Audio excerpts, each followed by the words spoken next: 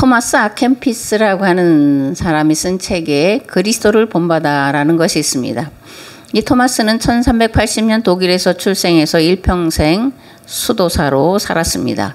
수도원 규칙인 청빈, 정결, 복종의 삶을 살았고 규칙을 따라 재산을 공유하며 노동으로 자신의 일용할 양식 문제를 해결했고 특히 젊은이들의 교육에 힘을 쓴 자입니다. 토마스의 중심 사상은 하나님 사랑과 겸손 그리고 자기 부정이고 이것을 위해 명상을 일상화해야 한다고 가르쳤고 그런 삶을 살았습니다. 그는 세상에서 오직 하나님만을 볼 수 있는 눈보다 더 평안한 것은 없을 것이다.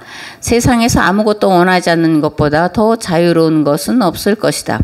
그러므로 인간은 세상의 모든 것을 초월하고 자신을 버리고 황홀경의 경지에서 창조주이며 영원한 하나님을 보아야 한다. 인간이 세상을 초월하여 하나님과 완전히 하나가 되기 전에는 그가 아는 모든 것과 그가 가진 모든 것은 가치가 없다. 이렇게 말을 했습니다.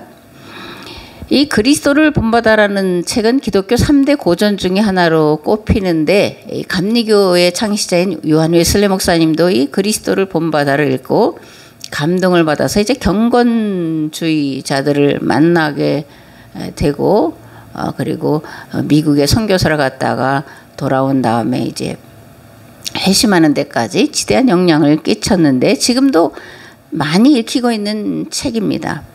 그런데 이 책을 읽더라도 한계가 있다라는 것을 알고 읽어야 돼요. 무조건 글 가운데서 이게 은혜스럽다, 감동된다 해서 영향을 다 받아서는 안 됩니다. 왜냐하면 수도원 영성에 대해서 말하고 있기 때문에 그렇고 헬라 철학을 바탕에 두고 있기 때문에 그러는 거예요. 이 하나님만 바라보고 모든 것을 초월하고 황홀경의 경지 굉장히 아름답고 거룩하고 사실 추구하는 많은 이들이 있지만 이거는 성경이 말하는 그런 그런 영성, 그런 경건과는 다른 차원이다라는 것을 알고서 읽어야 됩니다. 그렇다면 사도 바울은 그리스도를 본받는 것이 어떻게 또 무엇을 하는 것이라고 가르치고 있을까? 그죠?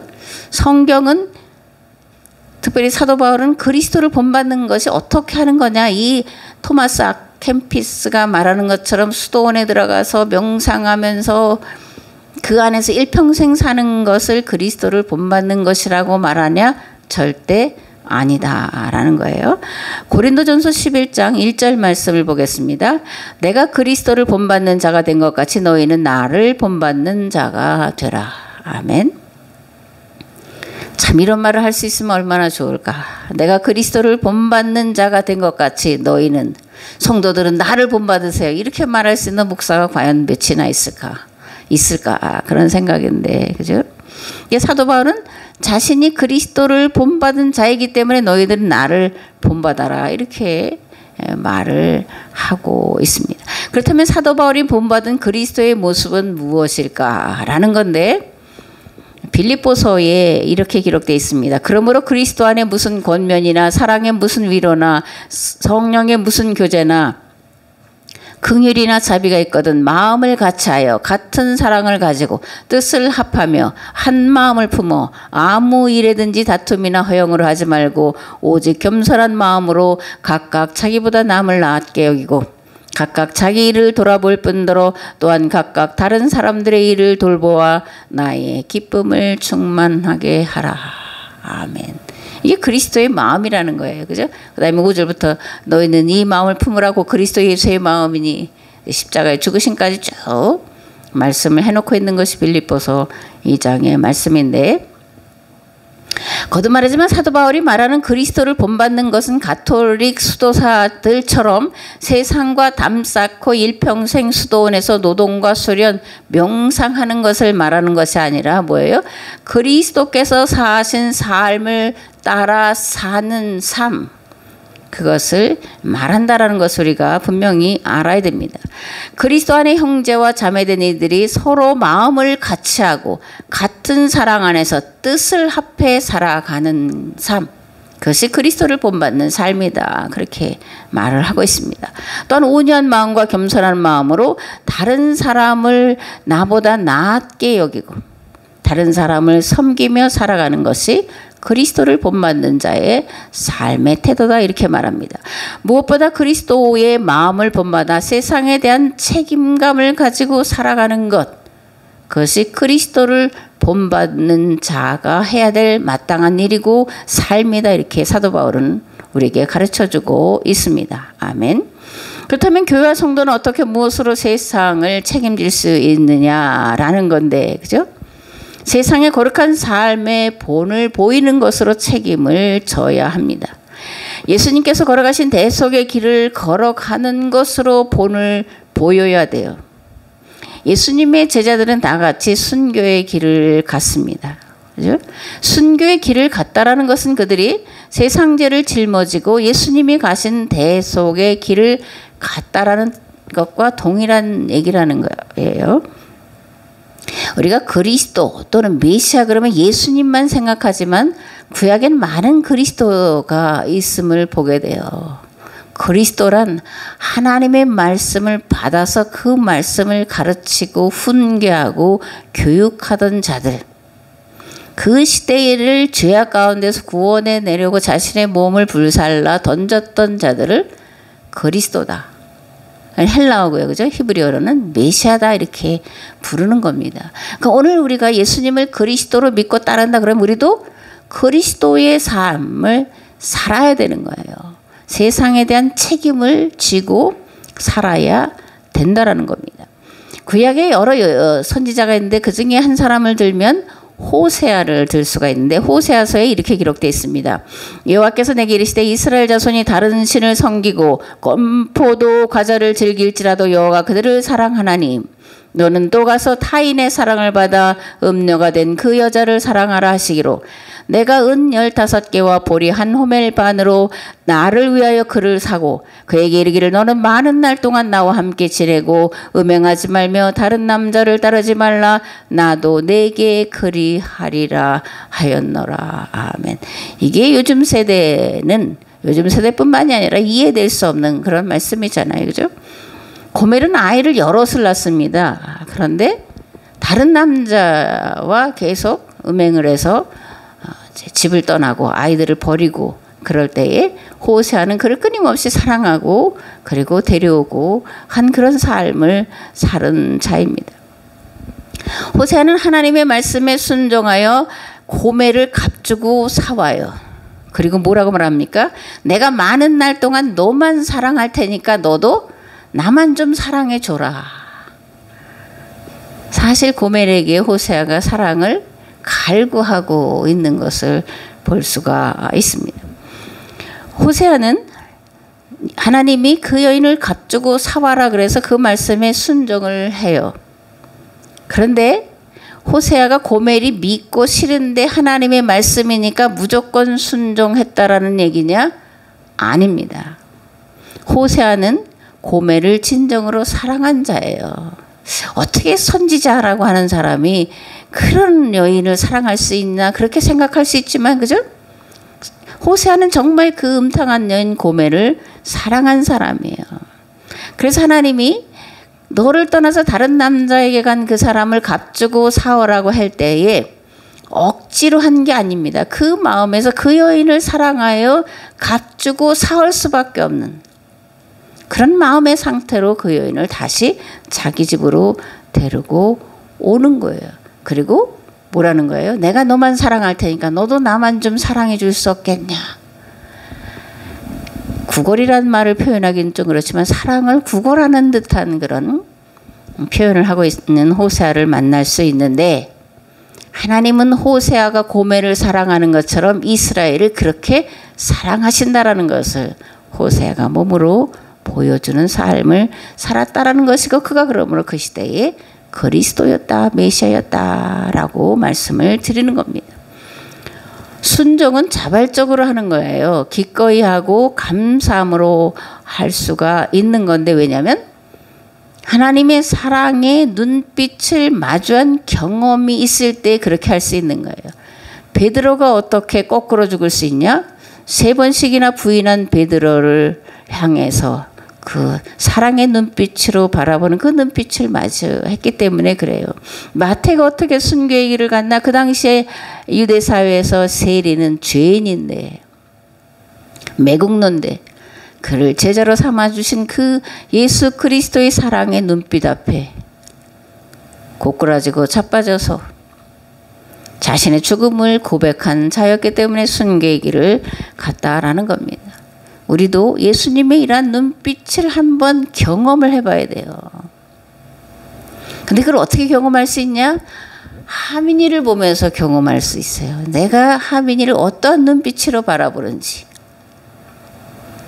그 눈빛과 하나님의 눈빛과는 매우 유사해요. 그 유비라 그러는 거죠. 그러니까 자세히 한번 보시기 바라면 내가 하민이를 어떻게 대하고 있나. 어떤 눈빛으로 바라보고 있나. 그 내가 하민이를 바라보는 눈빛에서 우리 주님이 나를 바라보시는 그 눈빛을 경험하시는 은혜가 있기를 우리 주 예수 그리스도의 이름으로 축복합니다. 아멘.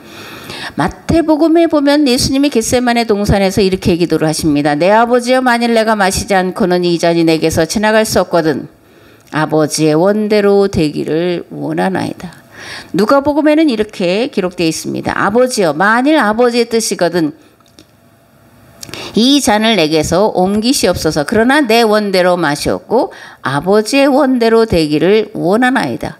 예수님께서 힘쓰고 더욱 애써 간절히 기도하시니 땀이 땅에 떨어지는 핏방울 같이 되더라. 아멘.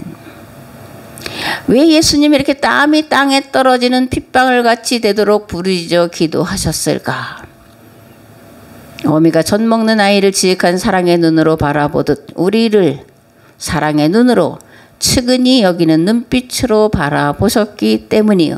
그렇게 하나님께서 우리의 죄를 예수 그리스도께 전가시켜 십자가의 길을 가라고 말씀하셨고 예수님은 그 말씀에 기꺼이 그리고 즐거운 마음으로 순종을 하셨다라는 겁니다. 아멘. 예수 그리스도의 대속의 은혜로 구원의 길을 가는 교회와 성도는 예수님께서 부탁하시고 맡겨주신 세상권 책임을 감당하기 위해 하나님 앞에 나아가 기도해야 되는데 성령 충만을 위해서 기도해야 합니다. 왜냐하면 십자가의 길을 가는 것은 인간의 의지나 결단으로는 가능한 일이 아니라 오직 성령의 도우심과 능력 안에서만 가능한 하나님의 역사이기 때문에 그래요. 그래서 사도행전 1장 8절에 이렇게 기록을 하고 있습니다. 오직 성령이 그죠? 오직 성령이 너에게 임하시면 너희가 권능을 받고 예루살렘과 온 유대와 사마리아와 땅끝까지 이르러 내 증인이 되리라 하시니라. 아멘. 성령의 능력과 권능 무엇일까? 나를 이기는 거예요. 그리고 마귀 곧 죄의 권세를 이기고 살아가는 능력이에요. 땅끝까지 복음에 증인된 삶을 살아가는 능력입니다. 사람을 변화시킨 하나님의 능력이에요. 이 능력으로 충만하셔서 우리에게 맡겨주신 이 세상을 구원하는 귀한 일들을 감당해내는 저와 여러분 되시기를 다시 한번 우리 주 예수 그리스도의 이름으로 축복합니다. 아멘. 고린도전서 11장 3절에서 그리고 11절에서 12절 말씀을 보겠습니다. 그러나 나는 너희가 알기를 원하노니 각 남자의 머리는 그리스도요 여자의 머리는 남자요 그리스도의 머리는 하나님이시라. 그러나 주 안에는 남자 없이 여자만 있지 않고 여자 없이 남자만 있지 아니하니라. 이는 여자가 남자에게서 난 것 같이 남자도 여자로 말미암아 났음이라. 그리고 모든 것은 하나님에게서 났느니라. 아멘. 이제 이 얘기는 뭐냐면 여자가 교회에 와서 예배드릴 때 이렇게 뭐 하얀 보자기를 쓰는 거에 대해서 이제 말하는 건데요.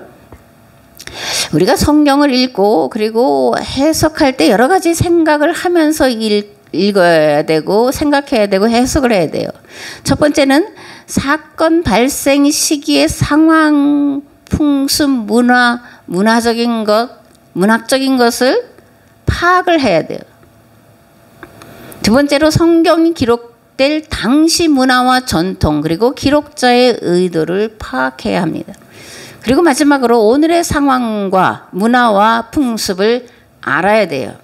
그런 다음에 오늘 성경에 기록된 말씀을 삶에서 어떻게 실천할까를 말해야 되는데 그게 설교입니다. 설교는 성경에 기록된 그런 고문서잖아요. 그죠? 3,500년 전, 2,000년 전에 기록된 고문서인데 그것을 오늘의 말로 설명하면서 그래서 그것을 오늘의 삶에서 실천할 수 있는 이제 강론이라고 그러죠. 강론을 가르쳐 주는 게 설교예요.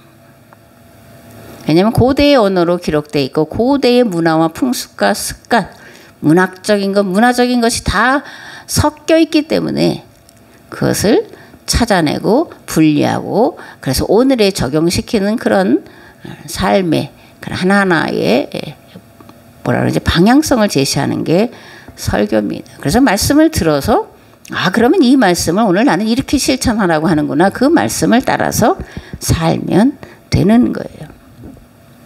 3절에서부터 16절까지 여인들의 머리에 수건을 쓰는 문제를 길게 다루고 있는데 이 문제가 그 당시 고린도 지역에서 심각하게 다뤄졌던 그 풍습과 문화에 대해서 길게 이야기를 하고 있다라는 거예요. 그래서 이것을 알아야 된다는 거죠. 그런데 이제 가톨릭 보면 여전히 여자들은 머리에 써요. 그거는 이 말씀을 그대로 따라서 여자들은 머리에 뭘 써라.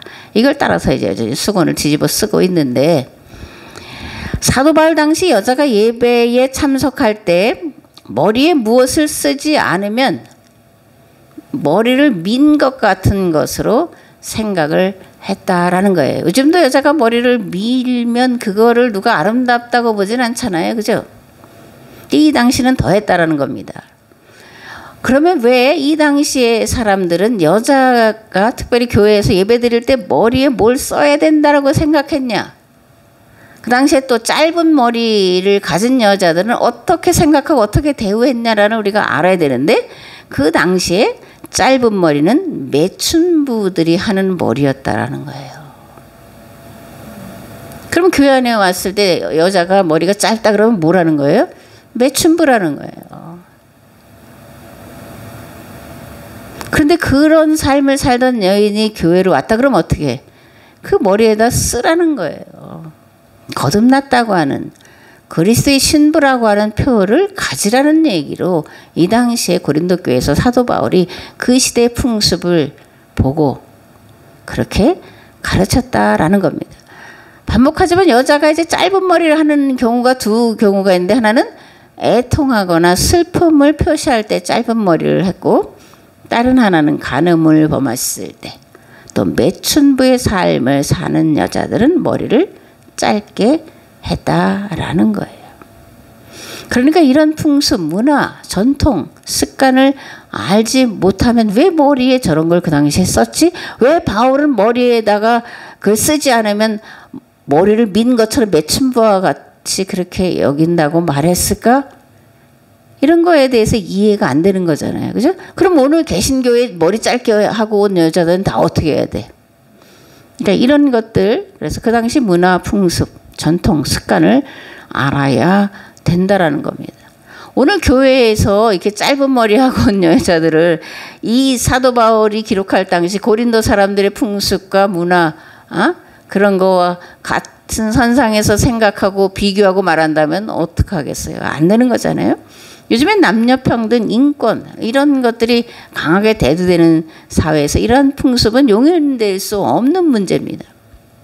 그러니까 성경에 기록되어 있으니까 그대로 오늘날도 해야 한다. 이건 시대착오적인 것이고 성경이 어떤 배경 속에서 어떤 상황 속에서 누구에게 기록되어지고 전해졌는지에 대한 전이해가 전혀 없이 무식한 무지한 말로 가르치고 있다는 것을 알아야 됩니다.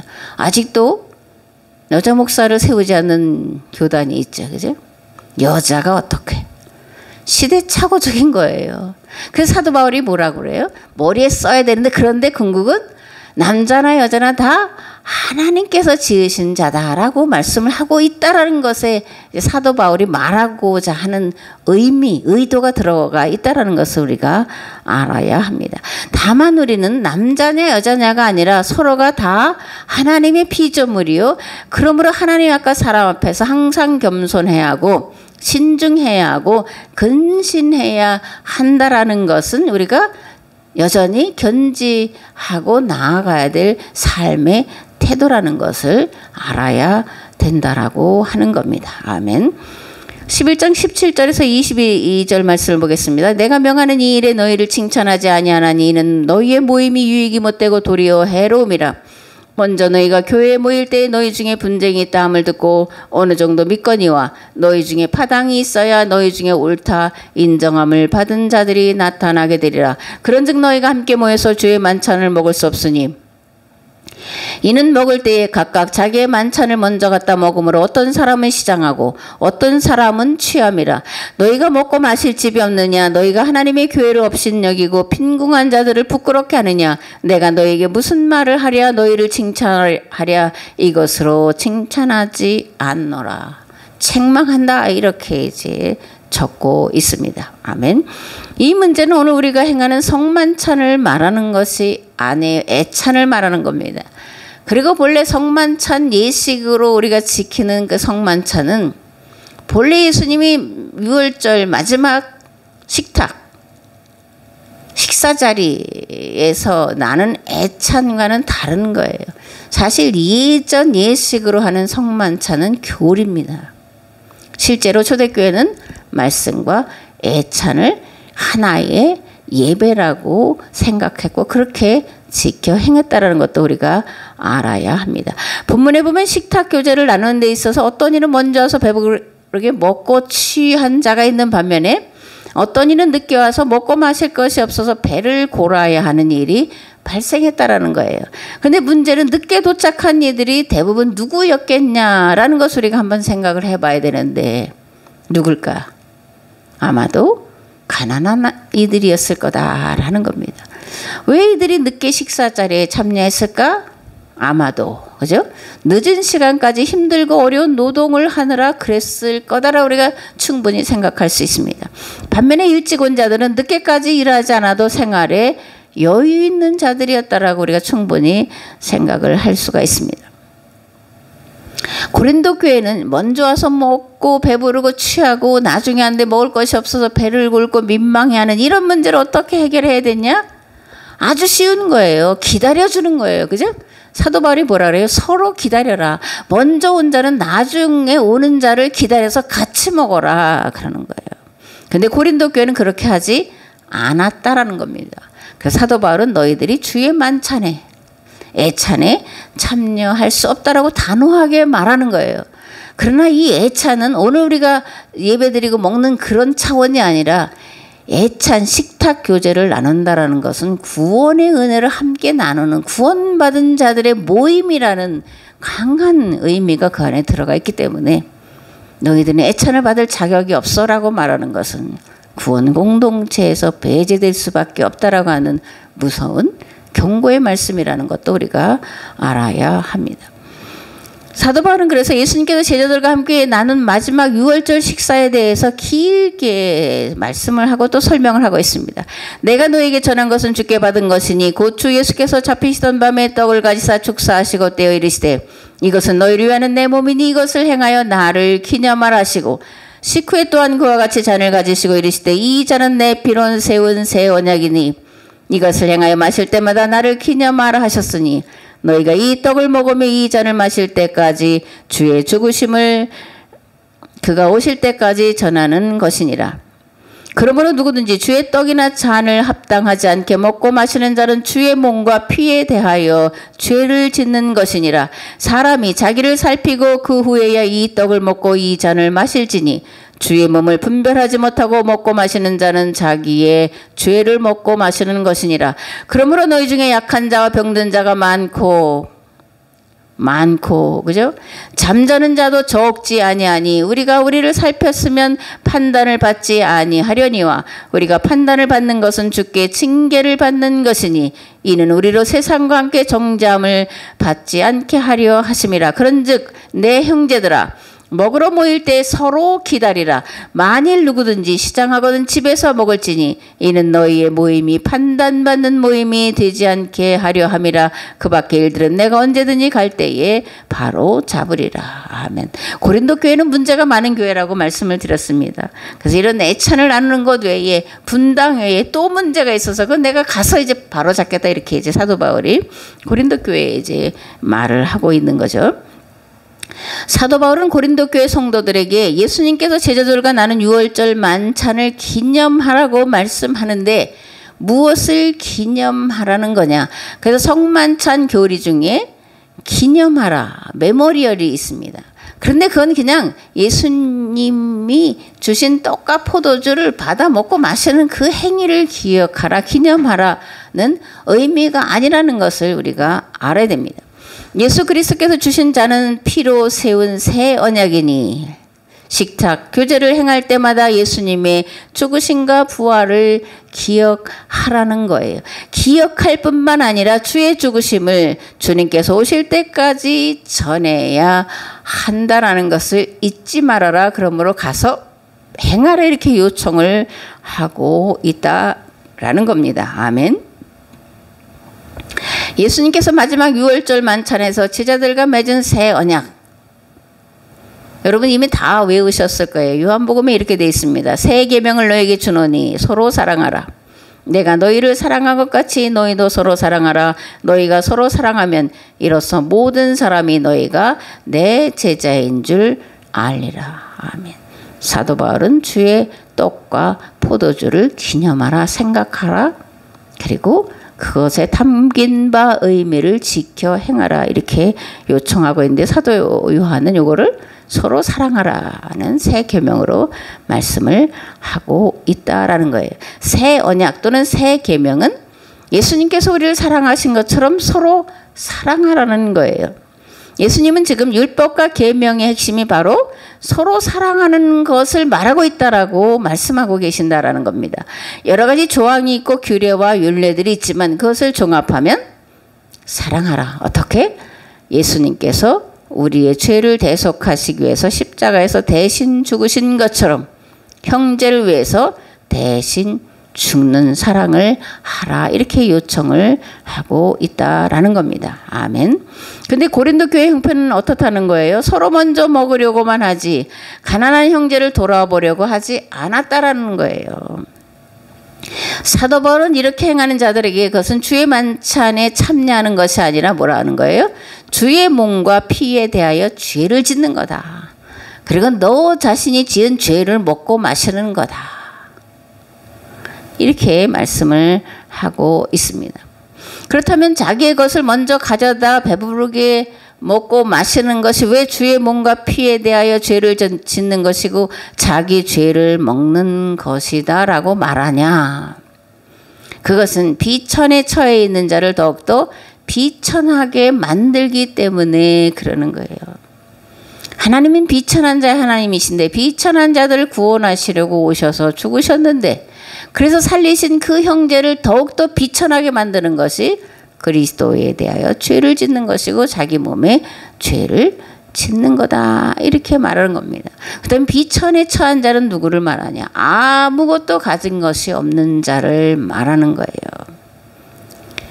복음서에 보면 성전에서 이제 헌금을 드리는 여자와 부자들의 그런 행위를 비교해서 말씀하고 있는데 어떤 과부가 자신의 전부를 드려요. 그런데 겨우 우리말로면 동전 2냥, 500원짜리 2개,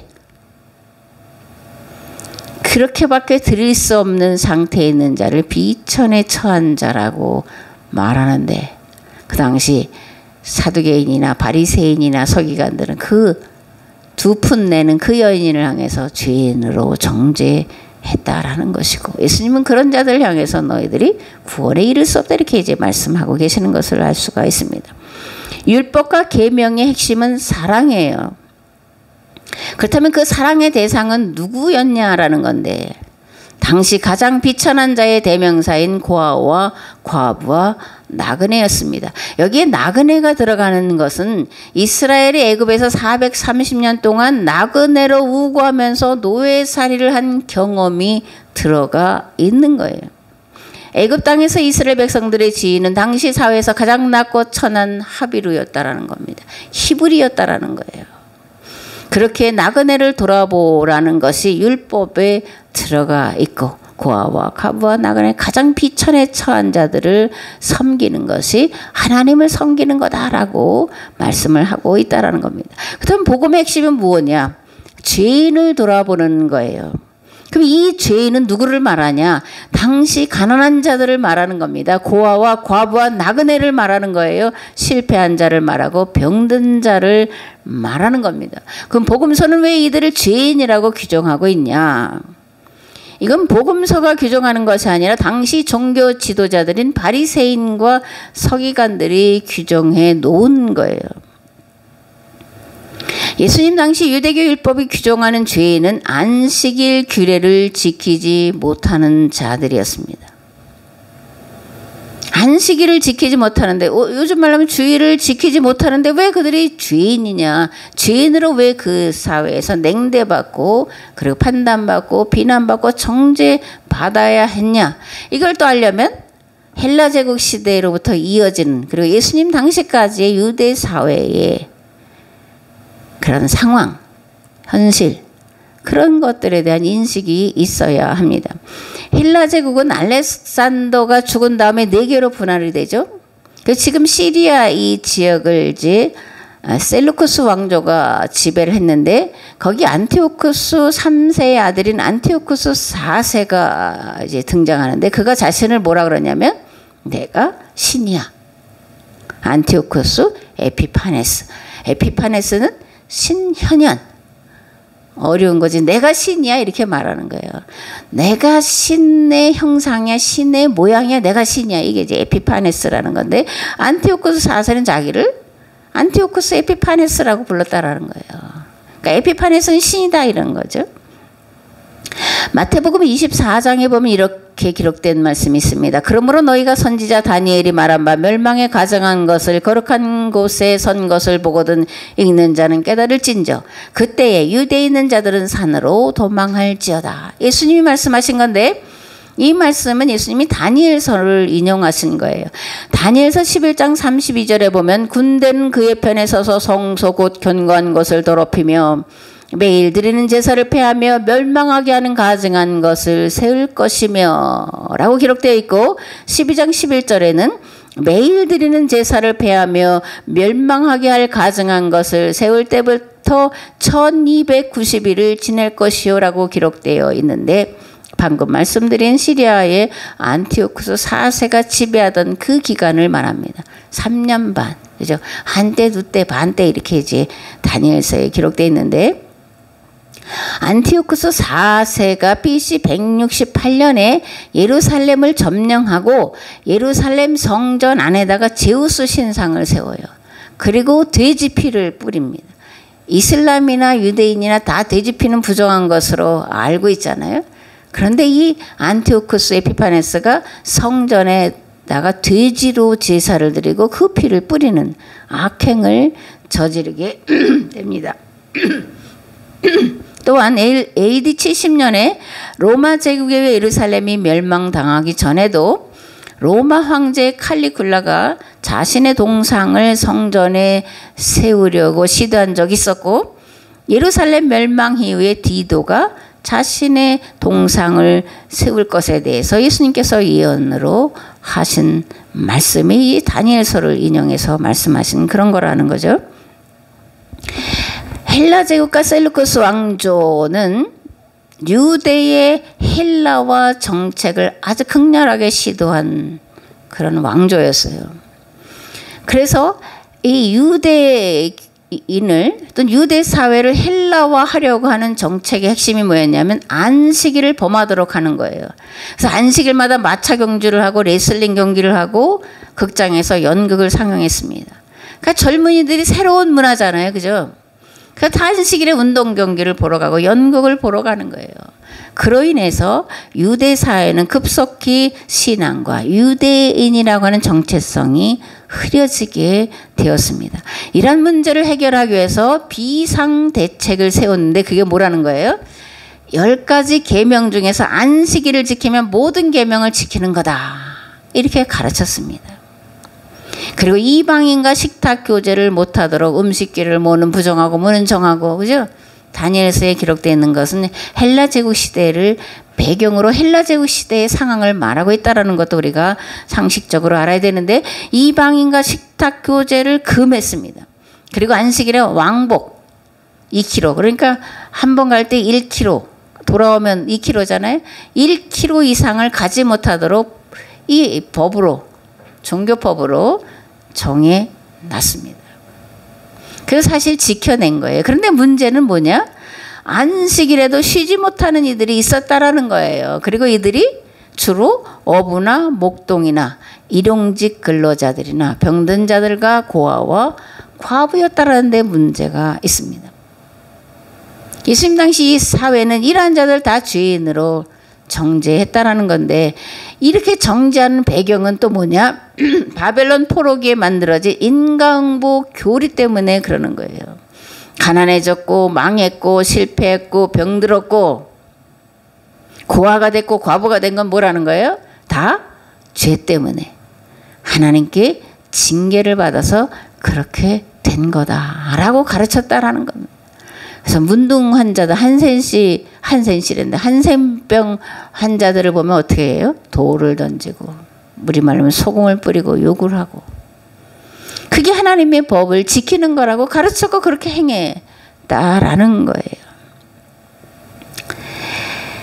구약이나 신약이 말하는 반드시 돌아봐야 할 자들은 동일하게 그 시대에 가장 비천한 자들이었다 라는 것을 우리가 말씀을 통해서 알 수 있는데, 고린도전서 11장에서 사도 바울은 이 문제를 주의 식탁, 애찬에 참냐는 문제와 연결해서 지금 다루고 있다라는 거예요. 즉 삶의 여유가 없는 가난한 성도들이 식탁에 늦게 도착했을 때 먹을 것이 없는 상황을 보고 난감해하고 슬퍼하는 것을 보고 이것이 곧 주의 몸과 피에 대하여 죄를 짓는 거다. 그리고 네 자신에 대해서 죄를 짓는 거다. 그러한 자들은 주의 식탁에 구원의 은혜, 구원의 감격에 영생에 참여할 수 없다라고 구원의 문제까지 연결해서 사도 바울이 말씀을 전하고 있다라는 겁니다. 교회와 성도는 마땅히 돌아봐야 될 자를 돌아봐야 합니다. 그러나 이것은 요즘에 이제 자손남비 나왔잖아요, 그죠? 내가 쓰고 남는, 아니면 주머니에서, 뭐 저도 그런 경험 있고 다 있을 거예요, 그죠? 10,000원짜리, 5,000원짜리, 1,000원짜리 있다면 어떻게 1,000원짜리 한 장은 좀 뭐하니까 2장 달랑. 그리고 나는 선을 행했다라고 하는 것처럼 한 게 아닌 거예요. 교회와 성도가 마땅히 돌보아야 될 자를 돌아본다라는 것은 그의 가난이 나의 가난으로 받아져서, 그래서 지금 나의 사는 형편과 같은 평균한 그런 삶을 살도록 내가 가진 것, 하나님께서 내게 맡겨주신 것, 그 청지기의 사명을 감당하는 것, 이것이 교회와 성도가 마땅히 돌아봐야 될 자를 돌아본다라고 말씀하고 있다라는 거예요. 그리고 이것이 주의 만찬을 기념하는 것이고 그리스도를 본받는 거다라고 사도 바울은 말씀하고 있다라는 겁니다. 아멘. 그런데 이 일이 쉽지는 않잖아요, 그죠? 이 일을 행할 수 있는 것은 오직 성령 충만할 때만 감당할 수 있는 거예요. 그럼 우리는 기도할 때마다 성령 충만을 위해서 기도해야 합니다. 어떤 은사나 그런 것으로 나를 자랑하려고 기도하거나 성령 충만을 간구하는 것이 아니라 하나님께서 맡겨주신 이 세상 구원의 이 책임을 감당하기 위해서 성령 충만을 간구해야 합니다. 그래서 성령 충만하셔서 이 세상을 구원하는 그 거룩한 부르심의 사명을 감당하는 저와 여러분들 되시기를 우리 주 예수 그리스도의 이름으로 축복합니다. 아멘.